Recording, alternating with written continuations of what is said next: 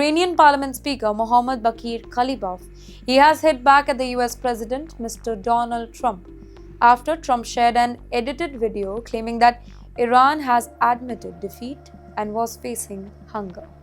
Well, Qalibaf accused Mr. Trump of spreading false propaganda and responded with a slogan, "Make America hungry again," turning the exchange into another flashpoint in the escalating US-Iran confrontation. Well, the clash comes as Washington advances Operation Economic Outcast, a sanction campaign aimed at cutting off Iran's revenue sources. Tehran says it anticipated the pressure and has prepared a 2-year economic strategy to withstand the sanction.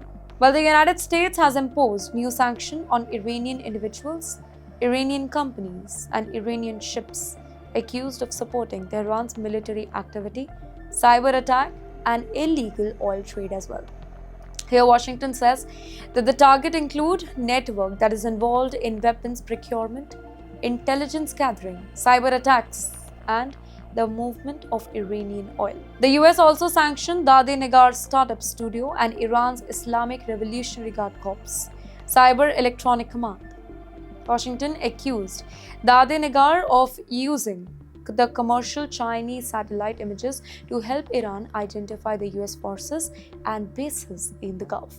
Several Iranian officials connected to military and weapons program, they have been the target here. The US has also sanctioned an Iranian cyber group accused of hacking critical infrastructure. The FBI recently charged 8 Iranian nationals over alleged cyber attacks on the US energy companies, defense firms, hospitals, and government offices too. Here Washington has also targeted Iranian and foreign companies accused of moving the Iranian oil through a so-called shadow fleet, using the routes involving the UAE, China, Singapore, and Europe. So this is no longer just a military confrontation, it's a battle over money, over oil, over technology, over cyber networks, and global trade. And yes, as Washington tightens the economic screws on Tehran, another question it is now emerging. Can India and China play a role in ending this confrontation or not?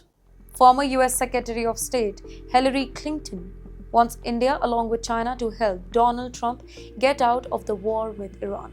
According to Clinton, the two nations matter because they buy significant amount of oil and gas from Tehran.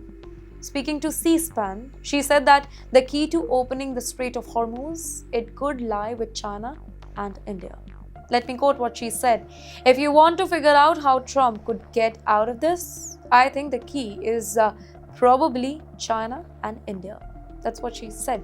She argued that China buys far more Iranian oil and gas than India and would therefore have greater leverage with Tehran here. Clinton said that the strongest pressure could come through diplomacy rather than simply increasing confrontation. Asked about whether she would impose secondary sanction on China, she said that she would tell Beijing that it could face some measures if it did not help, Iran to reopen the Strait of Hormuz here.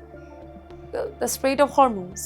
That strait is critical to global energy supplies, and any prolonged disruption, it can push oil prices higher and it can create problems for economies around the globe. In the meantime, India has urged both the sides to exercise restraint and resolve this crisis through diplomacy now.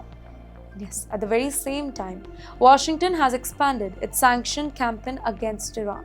Here the US says the sanctions target network involved in weapon procurement, cyber attacks, and Iranian oil exports.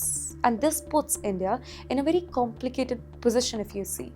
New Delhi has economic interest in stable energy supplies, strategic relationship with both Washington and Tehran, and a long-standing preference for diplomatic solution. We don't take sides, but we want peace.